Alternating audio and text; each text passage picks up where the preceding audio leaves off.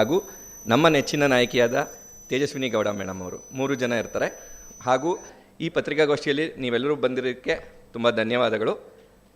Rajiv Chandrashekhar G ಅವರು ಪತ್ರಿಕಾಗೋಷ್ಠಿಯನ್ನು ಈಗ ನಡೆಸ್ಕೋಬೇಕೆಂದು ವಿನಂತಿಸ್ತೀನಿ. ಎಲ್ಲರಿಗೂ ನಮಸ್ಕಾರ. My colleagues Gopal Krishna Agarwal ji और तेजस्विनी जी, ಇವತ್ತು ಈ ಪ್ರೆಸ್ ಕಾನ್ಫರೆನ್ಸ್ ಮತ್ತು ಸಂವಾದ discussion is about double engine ಸರ್ಕಾರ. ಈ ಡಬಲ್ ಇಂಜಿನ್ ಸರ್ಕಾರ ಏನಿದು, ನಿನ್ನೆ ಪ್ರೈಮ್ ಮಿನಿಸ್ಟರ್ ಮೋದಿಜಿ ಅವ್ರದ್ದು ಕಾರ್ಯಕ್ರಮದಲ್ಲಿ he explained what double engine sarkara is. Double engine sarkara means double speed, increased speed of development ಮತ್ತು increased scale of development. Double engine sarkara ಒಂದು ಥರ ಸ್ಲೋಗನ್ ಅಲ್ಲ. It is not a slogan. It is a real economic multiplier effect of central government working with state government to improve economic activity, growth, infrastructure. Nanne Prime Minister Modi ji tumba clarity jothe helidine. He said very clearly, Karnataka last 3.5 years is double engine sarkara has created true development, true growth of infrastructure. The AIIMS, IITs, education, roads, railway station, airports, water supply, electricity supply at an unprecedented pace, unprecedented scale. ಇದು ಒಂದು ಥರ double engine ಸರ್ಕಾರ ಅವ್ರದ್ದು ಒಂದು signature. Double engine ಸರ್ಕಾರ means double progress, triple progress, faster development, higher scale of development. ಅದೊಂದು. Second, ಈ double engine ಸರ್ಕಾರ ಬಗ್ಗೆ when we talk about double engine ಸರ್ಕಾರ, it is clearly a contrast with Congress's economic policies, Congress's politics of economics. And I will share with you 2 examples of how wrong, how anti-people Congress's economic thinking is and how Congress's politics is. One 2-3 days ago, I had a press conference of Congress politics of lies. Ivattu I want to share with you COVID time. I'll just give you one example. COVID time alli Prime Minister Narendra Modi ji, with all his experience, he navigated both the health issues mattu economic issues. 2020 July onwards, if you study the tweets of Rahul Gandhi and Chidambaram, and I welcome my friends in media to study it. If any of their suggestions, any of their pressure tactics had been agreed to by our government, today we would not be the fastest growing economy in the world, lowest inflation in the world, highest investment in the world. Compared to US, UK, China, every other country which is running double-digit inflations, highest economic distress due to their over-stimulus during COVID, ಈ ಥರ experienced, steady economic management by Prime Minister Narendra Modi ji is the signature of double engine sarkara. So I just want to draw your attention. ಈ election ಟೈಮಲ್ಲಿ opposition parties ಬೇರೆ promises, ಬೇರೆ statements they will make. But just go to the economic performance of Rajasthan, economic performance of Chhattisgarh, the mismanagement, deadly mismanagement of Punjab's economy and everything in Punjab under the Congress, and compare that to Karnataka's economic management, India's economic management. And adu alla, it is all a consequence of the steady, people-centric, focused, determined economic management by double engine Sarkara headed by Prime Minister Narendra Modi ji ಮತ್ತು ಇಲ್ಲಿ Chief Minister Basuraj Bommai. I will now hand it over to Gopal Agarwal ji, and he will give you more details on double engine Sarkara. Thank you, Rajiv ji, Dr. Gowda ji, and media persons here. I would like to put 3-4 important points. The context has been set by Rajiv Chandrasekhar ji.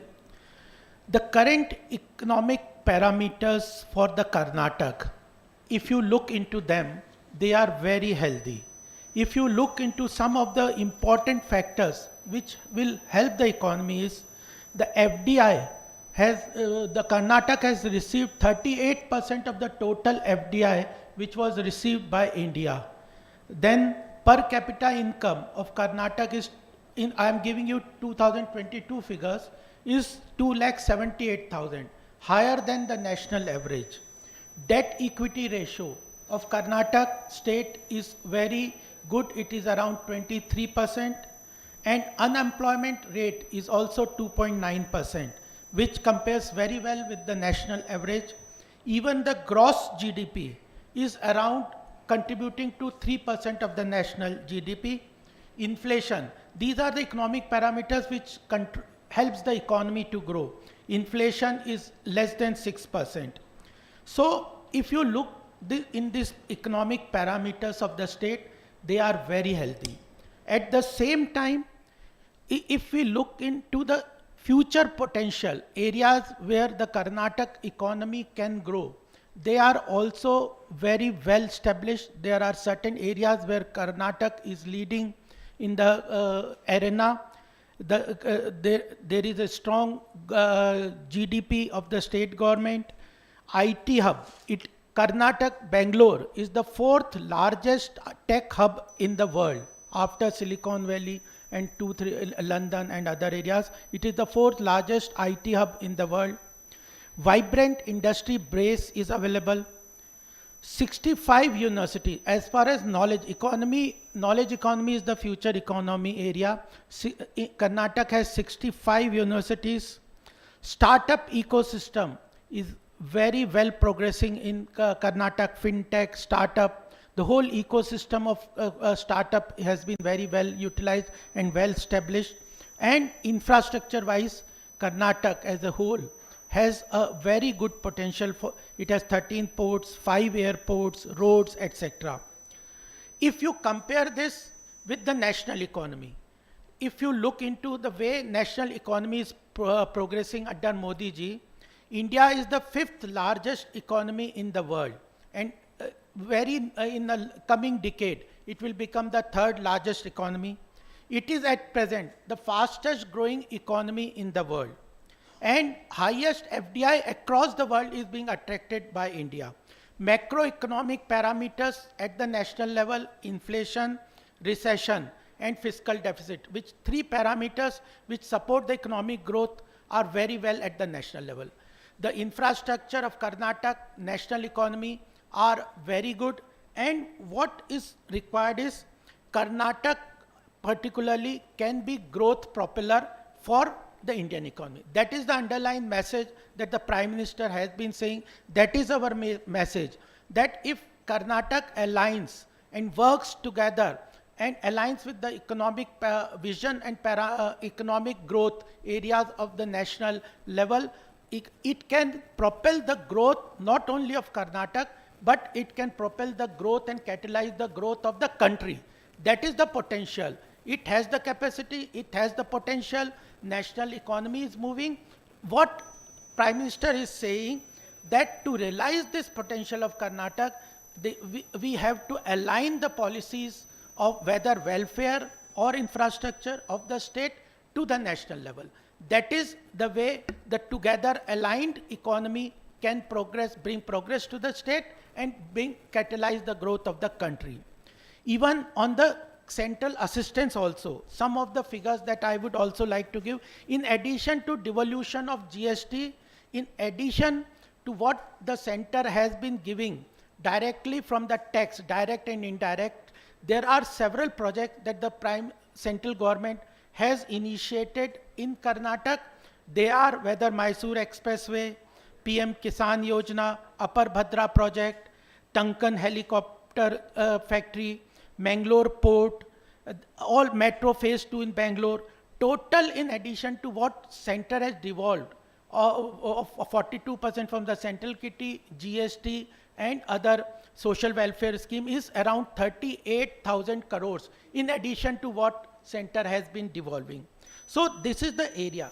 And when we are talk about the central government and state government's welfare scheme, etc., I'll give you 2-3 glaring example. When the state government aligns its activity with the center, how the welfare scheme of the center gets penetrated to the lower ground level. 2-3 examples I would like to give is, one is important example is PM Kisan Samman Nidhi. The penetration of PM Kisan Samman Nidhi in Karnataka is 94%, and where there is no alignment of the state government with the center. One example Rajiv ji also said is about the Kerala, where the central and the state government are not having an aligned government. The penetration of PM Kisan Samman Nidhi is only 56%. See the difference, 94% penetration and welfare to the state from the central government, and if the state is not active in implementing those schemes, the penetration is 56%. And in Telangana, it is 78%. Here, the government is not same at center and the state. Another 2 example I would like to give is, in Madhya Pradesh, the penetration of Pradhan Mantri Kisan Samman Nidhi is 99%. So this is the way double engine Sarkar works. Another important flagship scheme is Har Ghar Jal. The penetration of Har Ghar Jal in Karnataka is 67%, and that penetration in Kerala is only 47%. And in West Bengal, another which is always fighting with the center and not providing proper data is 32%. And Gujarat, the Har Ghar Jal penetration is 100%. See the difference where the center and the state is working together. Pradhan Mantri Awas Yojana, third important area I would like to mention in the welfare scheme is 1.87 lakh, 6.21 lakh dwelling units have been formed in, have been sanctioned in Karnataka, and in Kerala it is only 1.66%. Center has given all the schemes to everybody, but the state government is not active in implementing this. Telangana, only 2.48 lakh dwelling units. So this is the way social welfare schemes work, where the center and the state government align in the welfare schemes implementation and on the economic growth development. Modi ji has said that his vision is 100% saturation of welfare scheme to every people. He is working on the push model so that the government schemes go to the welfare eligible persons directly through the government offices. So that is the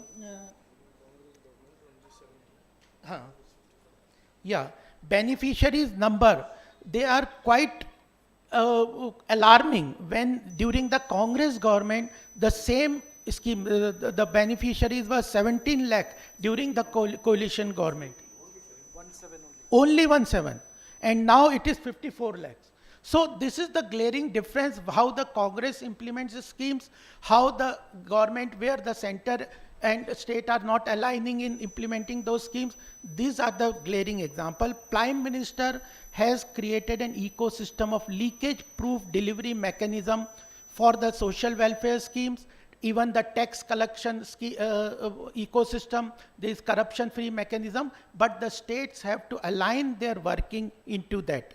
And important thing that the Prime Minister has said, and we should all know, that if there is a stable government in the state and the center, we have seen how the center has progressed under Modi ji in in last 9 years, because there is a strong, stable government which takes decisions, which is determined, which has a vision, but implements it in the ground level. So stable government is also an important part, and therefore we have been saying that Karnataka needs a stable government, strong government.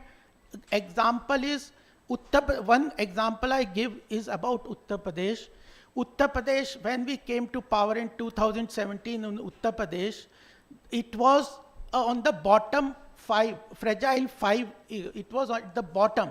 Bimaru state, it was called a Bimaru state in 6 years. Now it has become one of the strongest economic development growth propeller for India. More than 33 lakh crores investment have come in this year in Uttar Pradesh. We have seen under Modi ji's vision and the state government how Gujarat model has progressed and helped the growth in the country. Similarly, now UP is doing with a double engine sarkar. We have been talking about double engine sarkar, and if stable government comes to Karnataka, it will progress on the social welfare, it will progress and catalyze the economic growth of the country. And the last point I would like to say is, we talk about why BJP. So important thing is, when we are saying ki give us the mandate, give us your love, your vote and affection, and elect us for Karnataka, is everybody may ask why BJP. The important answer to why BJP is the double engine sarkar, one important aspect. Second is, at the national level, you see the growth of the country, the center is strongly committed to the national interest. The example is when there was a huge pressure from the center to take decision on the oil import, the Russia-Ukraine war, Prime Minister, the country took a strong decision that our national interest is supreme. So the BJP government at the state and center are focusing on law and order, are focusing on infrastructure, are focusing on good governance, are focusing on leakages, plugging of the leakages, are focusing on corruption-free ecosystem. Therefore, BJP is important. And what Rajiv ji said is about the Congress. Like they give false promise before the election. So many false promises. Neither they have achieved them in Rajasthan, they have not fulfilled in Chhattisgarh. So many states they have not fulfilled. So therefore, we say why BJP? It is because of these factors: social welfare of the state, strong economic growth, double engine growth, national interest priority. So with this, I would like to say that if as we feel that we will receive a strong support from the people of the Karnataka this time, under the leadership of the state leaders and the vision of the Prime Minister Narendra Modi, surely Karnataka can be growth propeller for the country and itself.